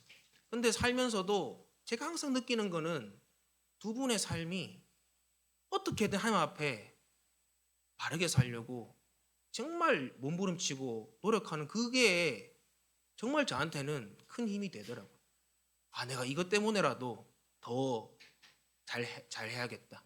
이것 때문에라도 내가 더 잘 순종하고 더 하나님 말씀대로 살아야겠다. 두 분의 삶이 저한테는 엄청나게 큰 도전이고 또 그 믿음의 삶을 살 수 있도록 이끌어주는 그런 큰 원동력이 되었다는 걸 오늘 말씀을 준비하면서 다시 한번 생각해 보게 되더라고요. 자녀는 부모의 거울이라는 말이 있죠. 제가 성경을 보니까 참 많은 성경의 부모들이 자녀 덕분에 하나님을 만나는 경우가 많더라고요. 아브라함은 이삭을 바치면서 진짜 하나님 경외하는 법을 배웠습니다. 요게벳은 어땠을까요? 모세 엄마. 강에 어쩔 수 없이 떠내려 보내면서 우리 그 노래 있잖아요. 노래 가사처럼 정말 자신의 부모로서의 한계를 인정할 수밖에 없고, 그때 비로소 이 아이의 삶의 참 주인이 하나님이시고 이 아이의 삶의 참 부모가 하나님이시구나라는 것들을 애를 떠나보낼 때, 그 강물에 떠나보낼 때 깨닫게 된 것입니다. 한나는 어떨까요? 그렇게 애 못 낳다가 사무엘 낳고 나니까 그 시대에 하나님의 사람이 없어서 슬프고 울고 있는 그 하나의 마음을 그때 비로소 사무엘을 통해서 깨닫게 된 거예요. 바라기는 오늘 이 시간 모든 우리 믿음의 부모님들이 자녀들의 모습을 통해서 하나님이 나를 향해 하고자 하는 그 말씀이 무엇인지를 깨닫는 은혜가 있기를 예수님의 이름으로 간절히 축복합니다. 그리고 나에게 말씀하시는 그 하나님의 뜻을 깨닫고 순종하여서 오늘 아브라함처럼, 요괴배처럼, 한나처럼 정말로 하나님의 복의 통로, 또 하나님의 복을 잘 유산을 물려줄 수 있는 믿음의 부모님들로 쓰임 받기를 예수님의 이름으로 간절히 축복합니다. 그러면 이렇게 말할 수도 있잖아요. 그럼 교회는 뭐 하는데? 교회는 부모한테 뭐 하는데? 저도 이런 생각 들었거든요. 그래서 생각을 해봤어요. 조사를 해봤어요. 부모는 어떤 역할을 감당해야 될까? 그 아까 얘기했던 그 신영광 교수님, 안양대 학장 지냈던 그 교수님 말을 빌리면 교육 목회를 이렇게 정의하고 있더라고요. 아마 그 설교 노트에 있을 것 같은데, 교회와 가정이 하나님의 언약 안에서 신앙을 세대에 전하는 협력 사역. 한번 같이 읽어볼까요? 네, 시작. 교회와 가정이 하나님의 언약 안에서 신앙을 세대에 전하는 협력 사역. 쉽게 말하면 교회와 부모님이 좋은 신앙의 파트너가 되어가지고 우리 자녀들을 함께 잘 키우는 것, 바로 그것이 교회와 우리 부모님과의 좋은 관계이고, 또 교회가 자녀 양육에 있어서 우리 부모님들을 도울 수 있는 역할이라는 것입니다. 우리 아이들로 하여금 내가 만난 하나님, 그 하나님을 우리 아이들로 만날 수 있도록 도와주는 것, 그래서 예수님 닮은 믿음의 사람으로 함께 협력해서 기르는 것, 바로 그것이 성경적인 교회와 가정의 협력 방법이라는 거죠. 저는 이런 것들 보면서 여기 있는 우리 아이들 교회 나오는 것만 해도 반은 먹고 들어가는구나, 그런 생각이 들더라고요. 옛날에 제가 그 대구에 있을 때 목사님 설교를 듣다가 그 담임 목사님인지 어떤 뭐 강사분인지 모르겠는데 이런 말씀하시더라고요. 막 사람들이 이런 얘기를 했대. 어떤 사람한테 너는 교회 다니는데 왜 그 모양이야? 그러니까 그 사람이 뻘깍 화를 내면서 뭔 소리야, 내가 교회 다니니까 이 정도지, 이렇게 얘기했다는 거예요. 그때는 되게 뻔뻔하다 생각했는데 지금 와보니까 그 말이 이해가 되더라고요. 생각해 보세요. 여기 계신 분들도 마찬가지고 우리 청소년부 친구들도 한번 생각해 보세요. 우리 어린이교회 친구들도 마찬가지고, 지금 여러분들이 하나님 없이 살고, 지금 여러분들이 교회를 안 다니고 하나님 없이 인생을 살았다면 지금처럼 살 수 있었겠는가? 여러분도 한번 고민해 보시면 잘 모르겠는데 생각하실 수 있을 거예요. 저는 확신해요. 제가 예수님 안 만났으면 전 지금도 방구석에 처박혀가지고 게임하고 앉아 있었을 거예요. 저는 애니메이션 보고 있고, 저는 정말 그랬을 것 같거든요. 직업 하나 제대로 못 가지고. 근데 하나님께서 좋은 교회를 붙여주시고, 좋은 목사님들 붙여주시고, 좋은 사람들 붙여주셔가지고 그분들 덕분에 사람이 돼가지고 사람 구실을 조금씩 하면서 이렇게 목회자의 일도 감당하고 있는 것입니다. 우리 친구들이 교회라도 꾸준하게 나오니까 말씀 들으면서 계속해서 희미하게 새겨지는 거예요. 요 선은 넘으면 안 되겠다. 원래는 이것도 없는 친구들인데. 그렇게 하면서 교회를 통해서 하나님께서 이 아이들을 지켜주고 계시다고 생각하니까 쟤들이 졸아도, 더럽게 말 안 들어도 가끔씩은 이 말씀 주면서 내가 생각해 보니까 저것도 감사하다는 생각이 제가 절로 들더라고요. 그 윌리엄 쿠퍼라고 18세기의 영국 시인이 있습니다. 이 사람이 6살 때 엄마를 여의었어요. 엄마 없이 살은 거예요. 그러니까 그때부터 심한 트라우마 때문에 우울증이 와가지고 68세까지 살았는데 평생을 우울증 때문에 고생했거든요. 원래 기질도 우울질이고. 근데 이 쿠퍼가 끝까지 우울증과 싸우면서 생명의 끈을 놓지 않고 버틸 수 있었어요. 그리고 68세의 나이에 평안한 모습으로 세상을 떠났습니다. 어떻게 해서 이 사람이 끝까지 잘 버틸 수 있었을까요? 두 사람과의 만남 때문인데, 한 사람은 그 메리 어닌이라고 그 친구 목사의 부인이 있어요. 하여튼 이분이 뭐 이렇게 뭐 외국은 친구라고 하면 우리는 뭐 동갑 이러지만 나이 차이가 많이 날 것 같아요 아마. 그래서 거의 돌아가신 어머니 대신해 가지고 이 윌리엄 쿠퍼를 엄청 잘 돌봐주고 또 신앙적으로 많이 멘토 역할을 했다고 해요. 이분이 한 분이 있고, 두 번째는 우리가 잘 아는 존 뉴턴 목사님, 나 같은 죄인 살리신 작곡한 그 목사님이 계속해서 이분을 옆에서 신앙 멘토를 해주고 또 같이 곡을 쓰자고 하면서 이분을 그 작업에 시킨 거죠. 이런 두 사람이 신앙적으로 흔들리지 않도록 이분을 영적으로 지도해주고 지켜주어서 윌리엄 쿠퍼는 결국 그 신앙을 포기하지 않고 끝까지 영적으로 싸울 수 있게 되었던 것입니다. 그 우울증에 대항해서 극복했다고는 말 안 해요. 근데 끝까지는 견뎠대요. 근데 그렇게 그 사람이 고통과 아픔 속에서도 나 자신을 살리신 그 예수님의 보혈의 피가 너무 고마워서 쓴 노래가 아까 우리가 불렀던 그 찬송가예요. 찬송가 258장 샘물과 같은 보혈은. 그 사람이 이 곡을 작곡했거든요. 사랑하는 성도 여러분, 저는 이 모습들을 보면서도 정말 시작이 반이라고 우리 아이들이 교회에서 신앙생활하는 것 자체가 정말로 하나님의 은혜인 걸 믿습니다. 그래서 이제 우리가 할 일이 뭐냐? 지금부터라도 우리 교회와 가정이 잘 협력해서 우리 아이들을 신앙 안에서 잘 양육하고 하나님이 원래 계획하신 그 가정의 모습을 회복하기만 하면 되는 거예요. 이미 여기 안에 있다는 것만으로도 하나님 반 이상을 지켜준 거니까. 그럼 구체적으로 우리가 어떻게 양육하고 어떻게 믿음의 유산을 물려줄 수 있을까? 저는 설교노트에 있지만 세 가지를 크게 좀 나눠보았습니다. 첫 번째는 부모가 할 일, 두 번째는 교회가 할 일, 세 번째는 부모와 교회가 함께 할 일.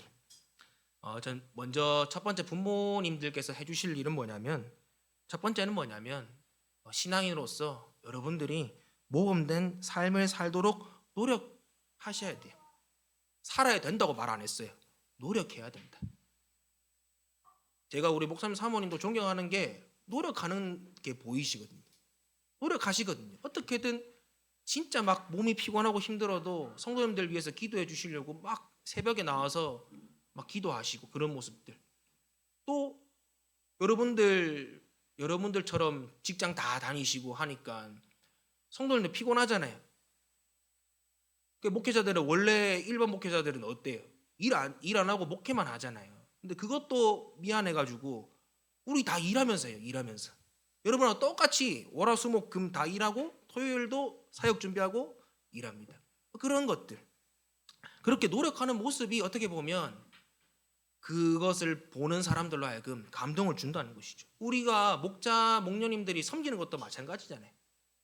없는 것을 가지고 섬길 때 받는 사람이 감동을 받고 그 안에서 하나님의 사랑을 경험하는 것처럼 우리도 신앙인으로서 모범된 삶을 살도록 노력해야 한다는 것입니다. 디모데후서 1장 5절 말씀에 이렇게 나와 있어요.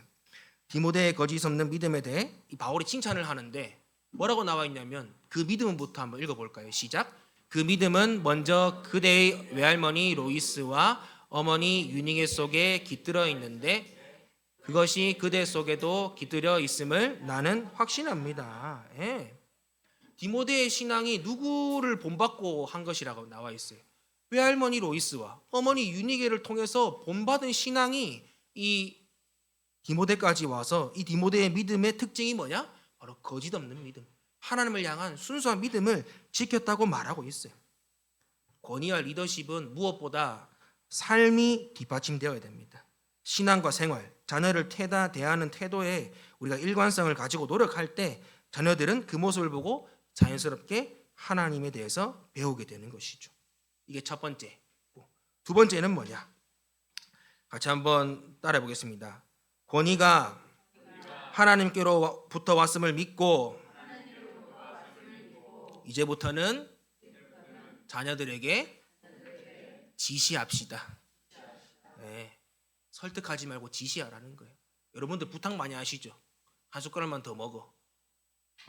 유치원 가자. 가야 돼. 부탁을 많이 하시죠. 근데 부탁은 친구끼리 하는 거예요. 그리고 부탁은 물건 파는 사람이 자기 물건 팔기 위해서 하는 게 설득이고 부탁이에요. 부모는 뭐 하는 존재다? 권위와 책임을 가지고 뭐 하는 존재? 지시하고 좀 빡센 말로 하면 명령하는 존재라고 가르쳐주고 있거든요. 창세기 22장에 보면 우리가 잘 아는 아브라함이 이삭을 하나님 명령에 따라서 이삭을 바치는 장면이 나와요. 근데 그때도 이삭도 그렇고 아브라함도 그렇고 토다는 게 없어요. 하나님이 아브라함한테 시키니까 아브라함은 아무 말도 안 하고 그대로 순종하고 가요. 이삭은 어때요? 이삭이 보니까 뒤에는 그 장작을 지고 산을 올랐다고 말하고 있거든요. 장작 지고 산 오를 정도면 100살 먹은 할아버지보다 힘이 셀까요, 안 셀까요? 힘이 세겠죠. 막 묶으려고 하면 힘으로 풀 수 있는 사람이에요. 이삭이 그 정도 나이가 되고 그 정도 힘이 되는 사람이에요. 근데 성경에 보면 저항했다는 흔적이 하나도 없어요. 아버지가 하자는 대로 그냥 하는 거예요. 자기 생명이 죽는 그 순간 속에서. 그러니까 이 것들을 통해서 결국은 부모라는 것, 그리고 자녀라는 것은, 부모는 자녀들에게 합당한 것들을, 하나님께서 명령하신 것들을 자녀들에게 지시하는 사람이고, 자녀는 그 말씀에 이해가 되지 않아도 순종하는 사람이 자녀라는 걸 가르쳐 주고 있죠. 근데 그렇게 한 아브라함과 이삭에게 하나님께서 어떻게 해주셨어요? 복을 주셨죠. 하나님께서 아브라함의 복을 주시고, 이 아브라함이 복을 받으니까 아들 이삭은 자기는 아무것도 안 했어요. 그냥 지나가는 데마다 우물 팠는데 거기마다 우물이 막 햄솟아 나와가지고 나중에 성경 말씀 보니까 이 사람이 그의 농사를 지어 100배가 수확이 됐는데 마침내 그렇게 해서 큰 부자가 되었다고 성경에 나와 있거든요. 하나님께 순종하고 하나님의 길을 잘 가르치는 부모 가운데 하나님께서 주시는 게 바로 이런 복이라는 걸 믿으시길 바랍니다. 할렐루야. 무너지는 부모에서도 잊지 않는 정신장애를 이유로 불필요한 약물 처방을 받는 위험을 이 최소화할 수 있을까 생각했을 때 가장 먼저 이 작가가 말한 거는 뭐냐면 아이에게 의견을 묻지 말고 지시하면 된다고 가르치고 있어요. 아이가 이거 왜 해야 돼요? 물어보면 그냥 이렇게 말하면 돼요. 이게 우리 집 규칙이니까. 내가 네 엄마 아빠니까 너는 이걸 따라야 돼라고 말씀하시면 된다는 거예요. 비슷한 걸로 제가 되게 좋아하는 아주대 정신의학과 교수님이신 조선미 교수님이 계세요. 저는 이분 그 교육 철학을 되게 좋아하는데 이분도 비슷하게 얘기해요. 저는 유퀴즈에 나와서도 얘기했었는데 애들한테 설득이나 부탁하지 말라는 거예요. 그냥 지시하라고 가르쳐 줍니다. 편식하는 애한테 야 이거 한번 더 먹어볼래라고 부탁하지 말고 뭐라고 말하면 되냐면 뭐 이거 안 먹으면 너 다음에 아무것도 할 수 없어. 밥 안 줘. 이렇게라도 말하라는 거죠. 너 이거 편식하지 말고 다 먹는 거야라고 단호하게 말해야 된다고 말합니다. 우리 아이들, 어린 아이들한테 이렇게 얘기하면 된다는 거예요. 그러면 좀 큰 저기 뒤에 있는 눈을 부리부리하게 뜨고 있는 저 아이들한테 어떻게 얘기할까요? 똑같이 말하면 돼요. 근데 대신 하나 추가할 거. 이유를 설명해 주면 돼요. 지가 납득하든 납득하지 못하든. 예를 들어 가족여행을 가요. 근데 애가 나는 친구 집에 자고 싶은데요 라고 말하면 이렇게 말하면 되는 거죠. 가족 여행을 가는 거는 우리 집에서는 가족과 함께하는 시간이 더 우선순위인 집이기 때문에 너는 이걸 따라야 돼라고 그렇게 말하면 된다는 것입니다. 그럼 힘들겠죠. 처음에는 짜증나고 화나고. 근데 자꾸 하다 보면 이 아이들이 그게 문화가 돼가지고 당연한 것처럼 받아들인다는 거예요. 화평이 그렇죠. 네. 반석이 화평이가 그래요. 엄마 아빠가 하자고 하면 그냥 일단은 해요. 근데 얘네들도 안 그렇겠어요? 얘네들도 그 마음에 그런 마음이 있었겠죠. 옛날에 우리 화평이 중학교 때인가 고등학교 때인가 저기 지하에 우리 교회에서 같이 밥 먹다가 이런 얘기 해도 좀 그런가? 네. 밥 먹다가 한번 이렇게 귀에 안 막아주고 뭐 엄마가 뭐 하라 했는데 막 한번 이렇게 대든 적이 있거든요. 한번. 근데 좀 있다가 곧바로 엄마한테 사과하고 죄송하다 하고 또 다시 순종하더라고. 근데 참 그렇게 큰 아이들이 하나님 보니까 정말로 하나님께서 잘 되게 해주시더라고. 정말 바르게 자라게 해주시고 또 다른 사람들한테 좋은 영향을 끼치며 살게 해주시고 그런 은혜가 순종하는 자녀에게 있더라고요. 그래서 우리도 우리 자녀에게는 부탁하지 말고 어떻게 하라고요? 지시하라. 지시. 이게 두 번째입니다. 세 번째는 뭐냐? 신앙을 가정의 문화로 만들어야 돼요. 창세기 35장에 야곱이 맨날 자기 힘으로 살다가 그 35장이 되니까 드디어 가족을 다 이끌고 하나님께 예배드리러 베델로 올라가거든요. 이게 뭐냐? 그동안은 항상 아브라함과 이삭, 자기 할아버지, 자기 아빠의 하나님이었어요.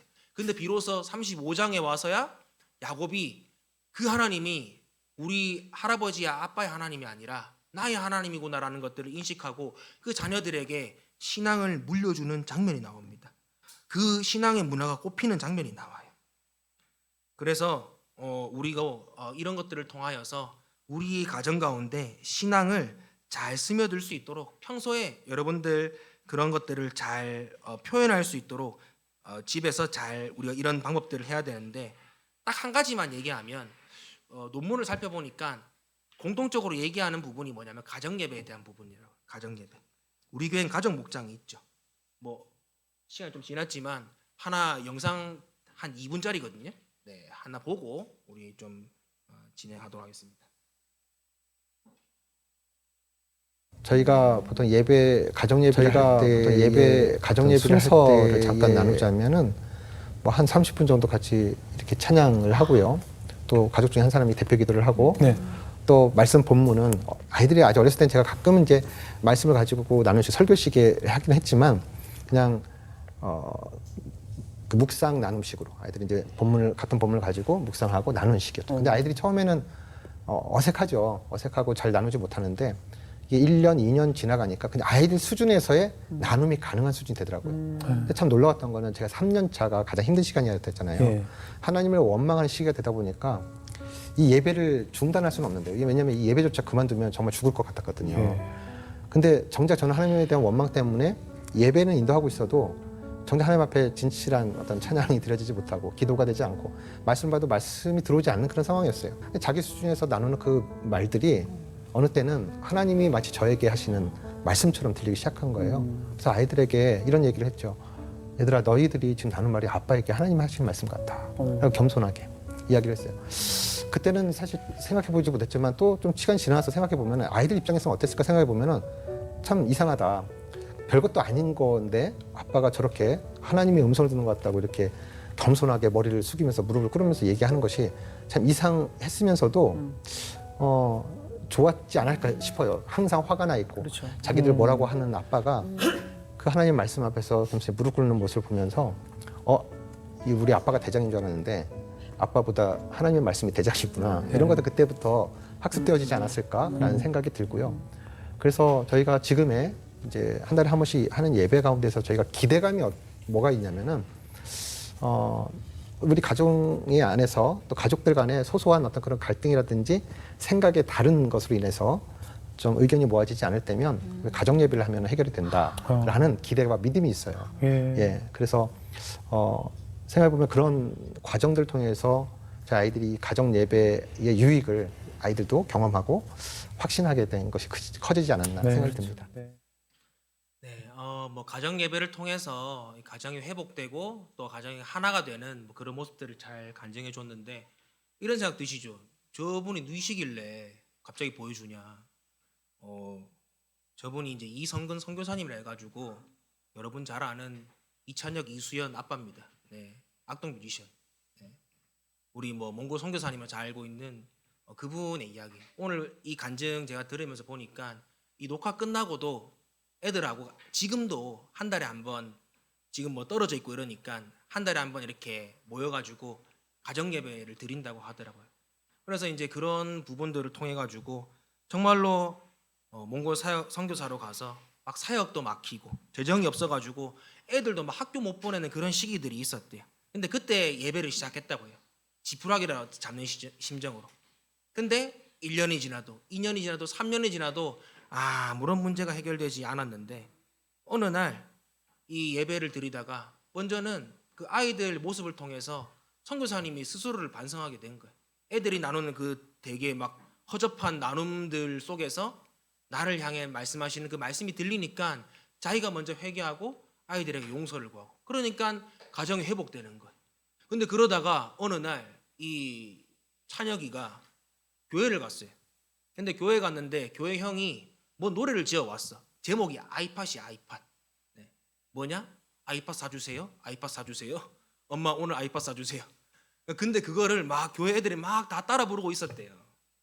근데 막 선교사님은 그 모습을 보면서 되게 저러고 싶을까 하고 막 유치하다 생각했는데, 그 나중에 이제 이 찬혁이가 이제 쓴 그 책에 보니까 그때 그 형 모습이 너무 멋있었다고 하더라고요. 그 전까지는 꿈도 희망도 아무것도 없었는데 그러고는 집에 와가지고 아빠 기타 들고 자기 동생이랑 방에 들어가서 30분 곡을 썼거든요. 그러고 나와가지고 자기 아빠한테 들려준 곡이 그 악뮤 1집의 제일 마지막 곡인가에 나오는 갤럭시라는 곡 아세요? 저는 안 들어봤는데 어제 처음 들어봤거든요. 그 갤럭시라는 노래를 그때 써가지고 어쨌든 그 악동 뮤지션 악뮤 1집 앨범에 수록하게 된 것입니다. 어쨌든 이 모습들을 통해 가지고 우리가 알 수 있는 게 뭘까요?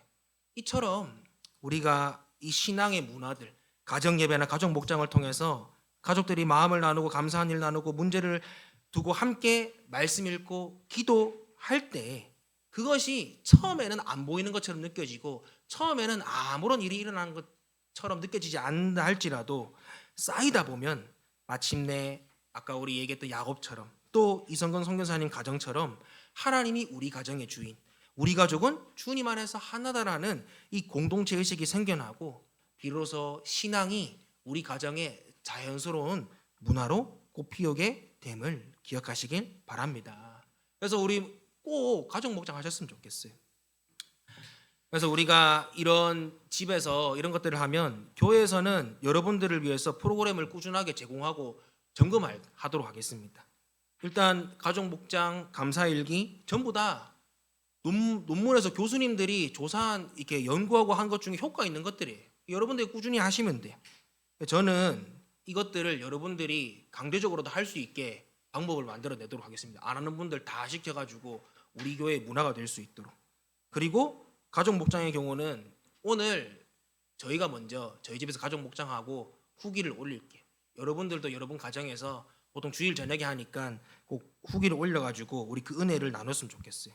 그리고 가정별로 점검할 수 있도록 신앙 점검표를 만들어서 내년부터는 좀 같이 해보면 좋을 것 같아요. 가정별로. 그래서 뭐 우리 집에 뭐 이번 주는 우리 가족이 뭐 성경을 몇 장 읽었다, 뭐 가족 목장은 어떻게 했다 이런 것들을 좀 이렇게 점검해서 우리 가족의 이런 신앙의 문화들이 잘 자리 잡힐 수 있도록 그렇게 돕도록 하겠습니다. 그리고 내년에 우리 1학기 되면 우리 목사님 상공부 개강하실 때 저도 어린이 상공부 개강하도록 하겠습니다. 그래서 교재가 제가 마침 있거든요. 그래서 살펴보니까 지난번 청소년 우리 부모의 삶이랑 좀 비슷한 부분도 있고 또 우리 어린이 친구들에 맞는 내용도 있어가지고 그 부분들은 제가 잘 이렇게 숙지를 해가지고 우리 부모님들 신청해 주시면 함께 우리 공부하면 서로 자녀들 양육하는 데 도움이 될 거라 생각해요. 그리고 이제 마지막으로 우리 함께 할 일이 있어요. 바로 자녀들을 하나님께 다 맡겨드리는 것입니다. 자식 농사라고 했어요. 아무리 노력해도 결국은 하늘이 도와주지 않으면 할 수 없는 것이 이거 자녀 양육이라는 것입니다. 그래서 누가복음 23장 28절에도 예수님이 자기가 이제 십자가에 못 박히기 직전인데 울고 있는 여자들을 향해서 이렇게 얘기해요. 나를 두고 울지 말고 너희 자녀들을 위해 울어라. 그만큼 앞으로 우리 아이들 살아갈 세상이 힘들고 어렵기 때문입니다. 이를 위해서 여러분들 정말 부탁드립니다. 하나님이 필요할 때에 우리 아이들이 먹고 얻을 수 있는 열매를 먹을 수 있도록 여러분들 씨를 심으셨으면 좋겠어요. 기도로 씨를 심고 물질로 씨를 심고 여러분들의 섬김과 희생으로 우리 자녀들이 먹을 씨를 심어야 할 것입니다. 이제 말씀을 마치겠습니다. 저 여러분들하고 이 시 한번 읽고 꼭 마쳤으면 좋겠어요. 우리 백범 김구 선생이 자신의 평생의 좌우명으로 삼았던 답설야 중거. 우리 예전에 한번 목사님도 이거 첫 구절 이렇게 얘기하셨는데 이 구절이 오늘 이 설교를 마무리하는 좀 우리 마음에 담아둬야 될 좋은 구절이 아닌가 싶어서 제가 앞에 한자를 얘기하면 여러분들이 큰 소리로 뒤에 뜻을 읽어주시면 됩니다. 제가 먼저 선창하겠습니다. 답설야 중거 불수호란행 금일앗 행적 후작후 인정.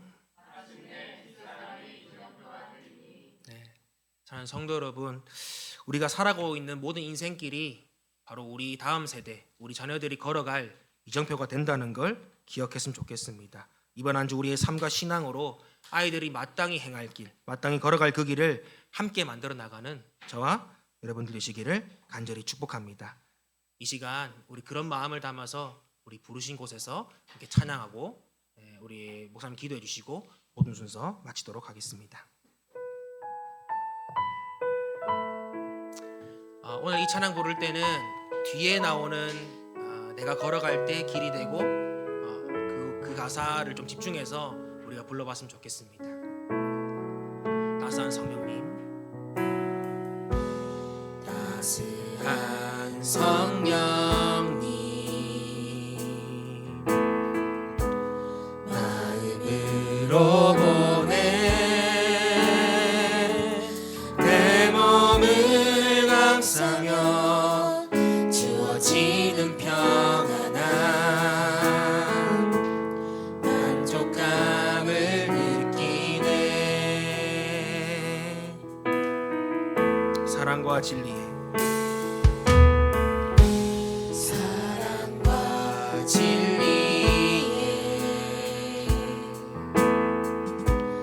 한 줄기 빛 보내 내 몸을 감싸며 주어지는 평안함, 그 사랑을 느끼네. 부르신 곳에서 나는 예배하네. 어떤 상황에도 나는 예배하네. 부르신 곳에서 나는 예배하네. 어떤 상황에도 나는 예배하네. 내가 걸어갈 때, 내가 걸어갈 때 길이 되고 살아갈 때 삶이 되는 그곳에서 예배하네. 내가 걸어갈 때 길이 되고 살아갈 때 삶이 되는 그곳에서, 우리 한 번 더 고백합시다. 내가 걸어갈 때, 내가 걸어갈 때 길이 되고 살아갈 때 삶이 되는 그곳에서 예배하네. 내가 걸어갈 때 길이 되고 살아갈 때 삶이 되는 그곳에서 예배하니. 부르신 곳에서 나는 예배하네. 어떤 상황에도 나는 예배하네. 부르신 곳에서 나는 예배하네. 어떤 상황에도 나는 예배하네. 어떤 상황에도, 어떤 상황에도 나는 예배하네. 어떤 상황에도, 상황에도 나는 예배하네.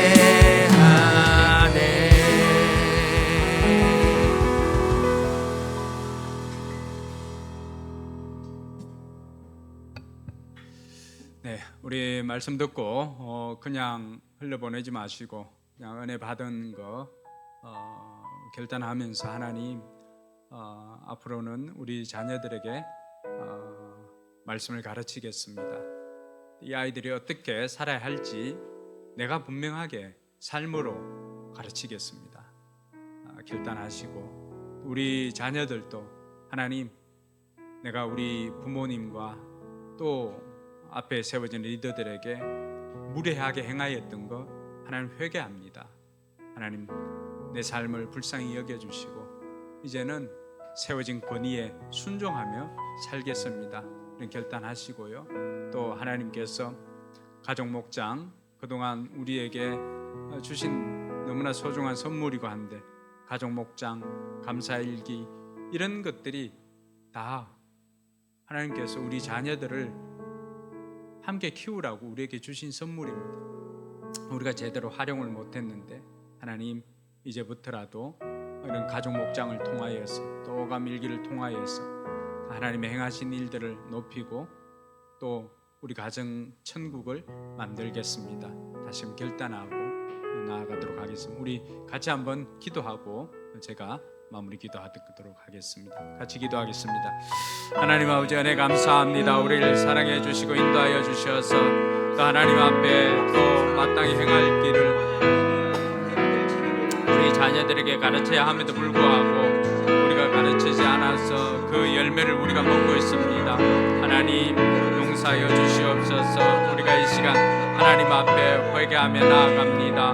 마땅히 가르쳐야 할 것들을 우리가 가르치지 못함으로 말미암아서 생겨난 그 모든 것들을 아버지 하나님 우리가 회개하며 나아가오니 하나님께서 우리를 불쌍히 여겨주시고 우리에게 아버지 하나님께서 은혜를 베풀어 주시기를 주여 간절히 바라고 원합니다. 또 우리 자녀들 부모님과 세워진 권위에 무리하게 행하였던 것들을 회개하며 나아갑니다. 하나님 불쌍히 여겨 주시옵소서.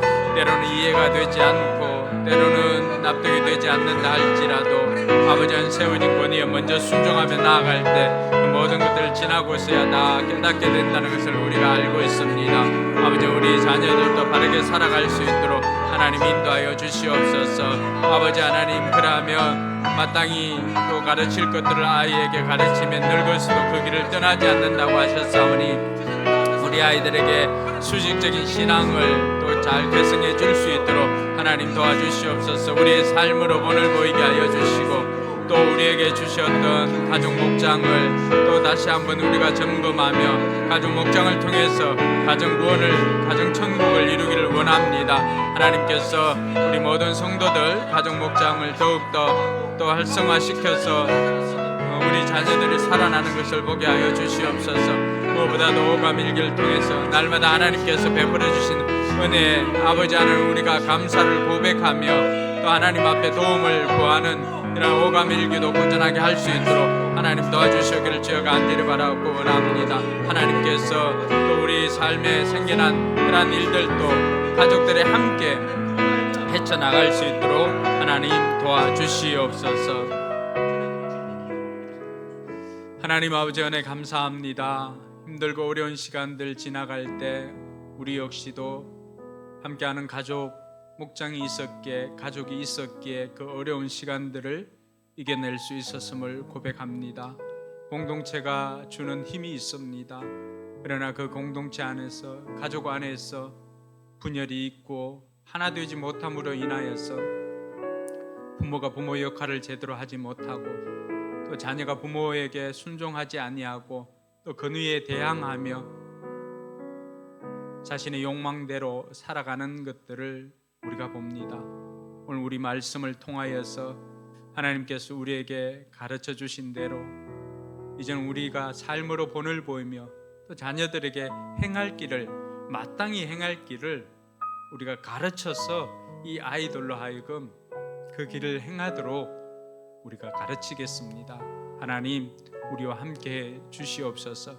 가족 목장을 통하여서 어떠한 어려움이 있어도 가족이 힘을 합치면 어떤 것도 이겨낼 수 있음을 우리가 고백하며 하나님을 우리 가정의 주인으로 모시고 하나님께 맡기며 나아갈 때 하나님이 행하실 일들을 날마다 기대하며 나아가는 우리 성도들 되게 하여 주시옵소서. 이제는 우리 구주 예수 그리스도의 은혜와 하나님의 무한한 사랑과 성령 하나님의 교통하시고 역사하심이 마땅히 행할 길을 자녀들에게 가르치기로 결단하는 부모들과 또 세워진 부모와 세워진 권위에 순종하기로 결단한 우리 자녀들 위에 이제로부터 영원토록 함께 있을지어다. 아멘.